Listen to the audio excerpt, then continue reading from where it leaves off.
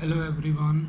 So let's start our first chapter of applied mathematics. It is a new subject which is added in class 11th. Okay. So it is quite similar with core mathematics, but it is different in many ways also. Okay, and it is very important regarding to our daily life also. Okay, so first of all we will start with chapter 1. So most of the topic has been deleted from the syllabus due to this pandemic time that is going on.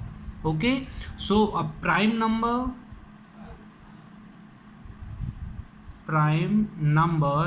inscription with encryption with prime number and complex number. These 3 points have been deleted from the syllabus of 2021. Okay, so we will discuss it. We will discuss 3 points from this chapter, that is ratio, proportion and logarithms. Okay, so let's start with ratio. So look, first of all, what is a ratio? It is the fraction of same quantity. Okay, fraction of same unit of quantity, or same unit or quantity we can say. Okay, so for this we need the same quantity, then only the ratio can be found. Okay, so here are some notes regarding to the ratios. So first one is that a ratio A and B is written as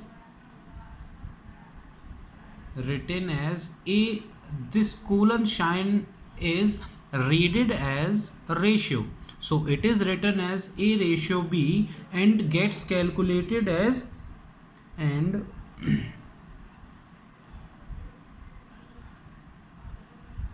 is calculated or measured in fraction. Okay, if we want to solve this ratio, then we will solve it in fraction, that is A ratio B. Okay, so its second point is that, look, if these quantities A and B, these quantities are compared with the whole. Okay, means if A and B are compared with the whole,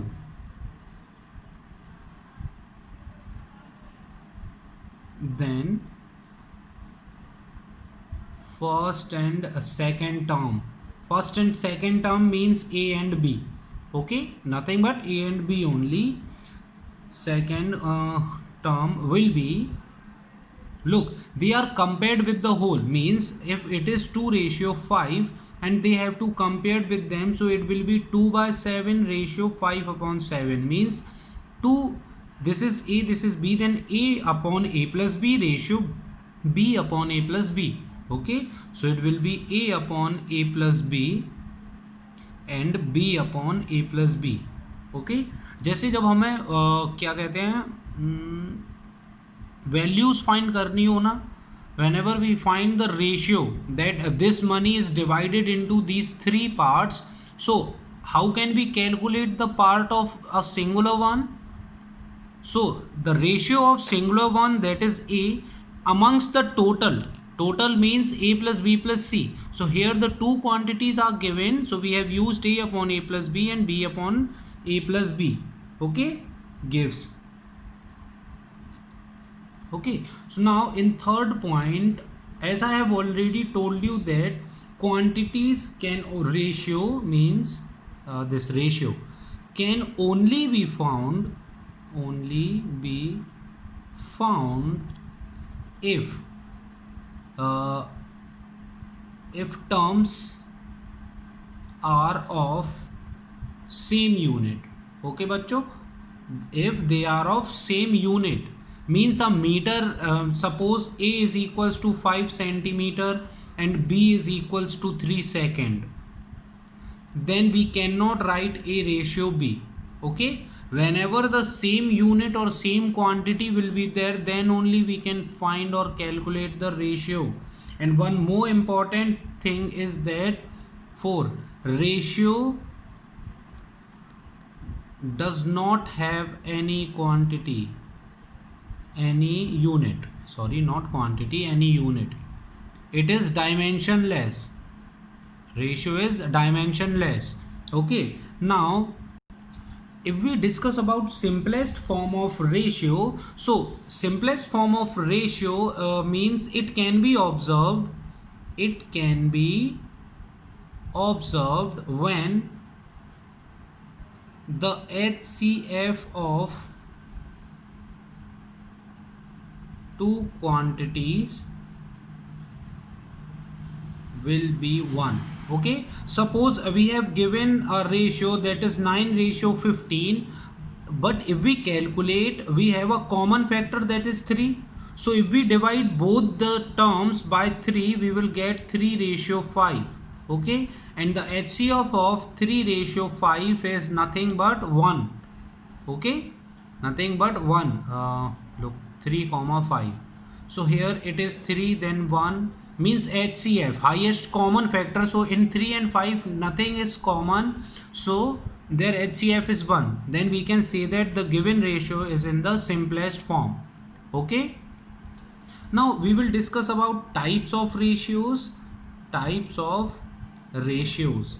Look, this ratio and proportion you have already learned in your junior classes, but I am just revising this that so that you can easily solve the questions of this chapter.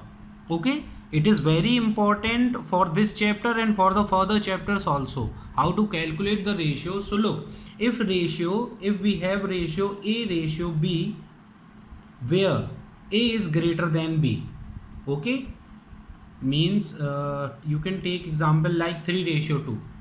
Okay, so if A is greater than B and if any positive number is added to both terms, then look, A plus B ratio, not A plus B, A plus X, suppose that number is X and B plus X. So if A is greater than B, now this will be smaller than A ratio B. Okay, let us take an example. Look, if we have 3:2, so 3 is greater than 2. Now if we add any number like 3 plus 1 ratio 2 plus 1, so it will be less than A ratio B, that is 3:2, means this will be 4:3 is less than 3:2. Okay, you can find these values also. Look, this is nothing but 4/3, so it will be 1.3333 like this, and this will be 1.5. so 1.5 is greater than 1.3 now. Okay, now look, if we have ratio A ratio B and A is less than B, and the same way that any positive number is added, then look, A plus X ratio B plus X, then it will be greater than A ratio B. Okay, whenever, look, suppose we will take the example of 2:3, and if 1 is added, so 2 plus 1 ratio 3 plus 1, it will be greater than 2:3. Okay, so this is 3:4, 2:3. Okay, so now what if we have 3 ratios or 4 ratios or the pair of 2 ratios? So the pair of 2 ratios is called compound ratios, and compound ratios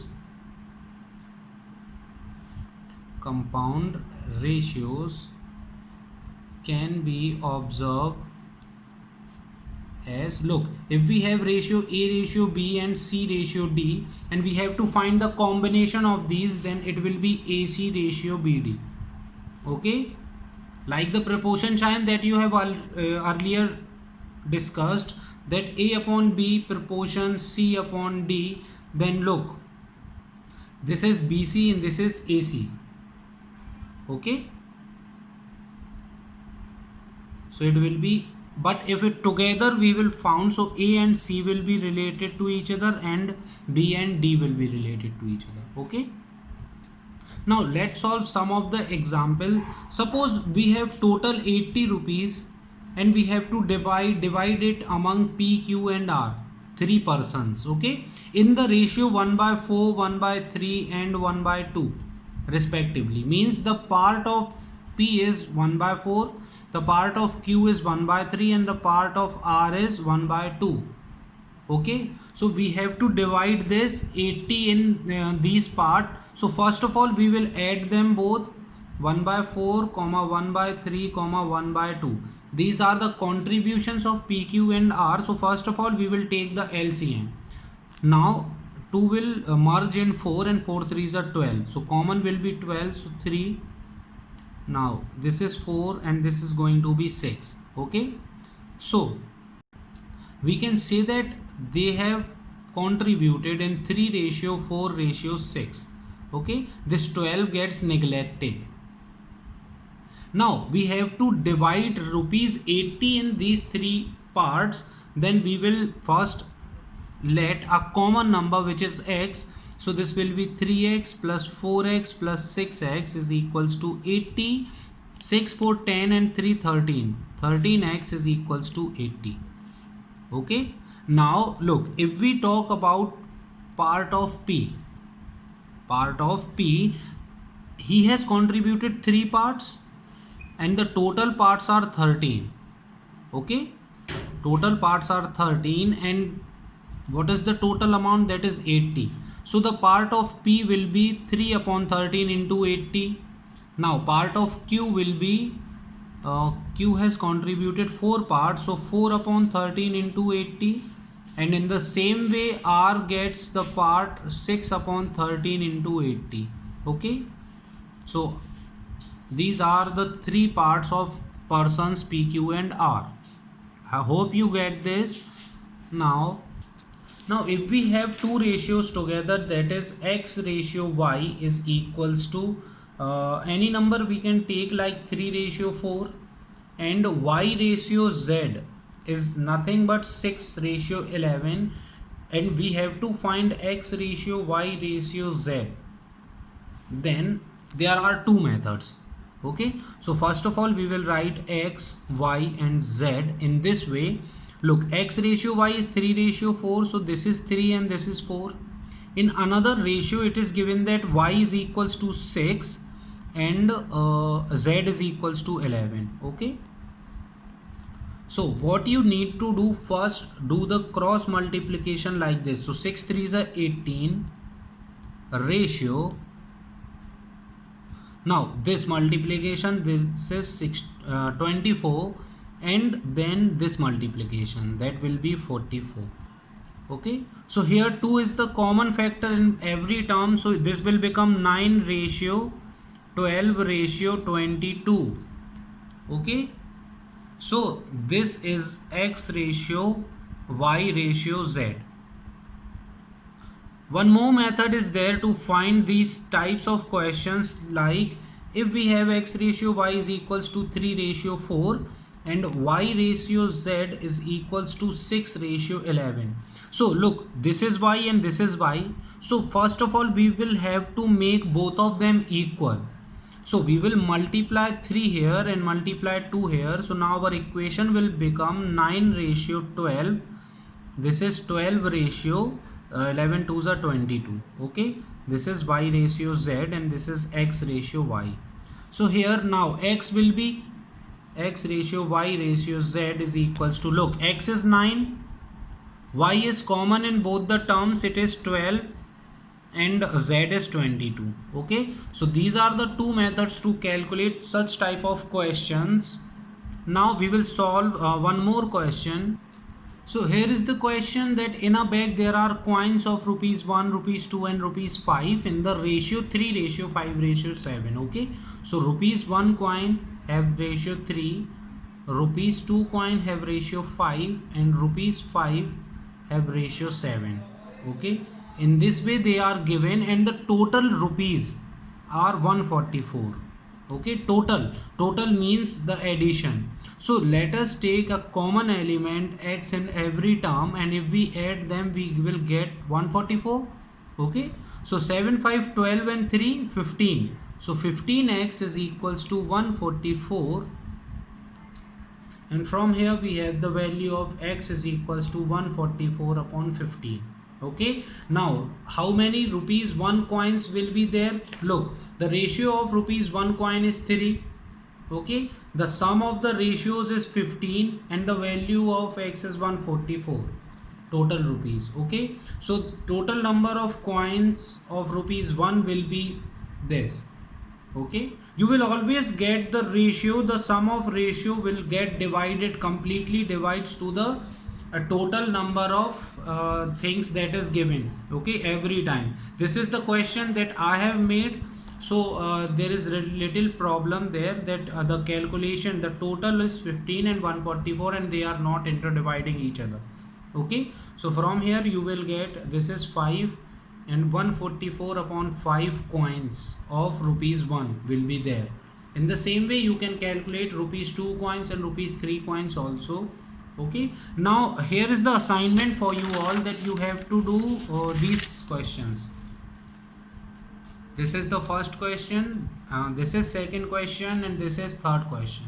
All these three questions are similar to each other that I have solved in this video. Okay, I hope you understand, because this is quite simpler, this is very simple topic. Okay, in our next video we will discuss about proportion.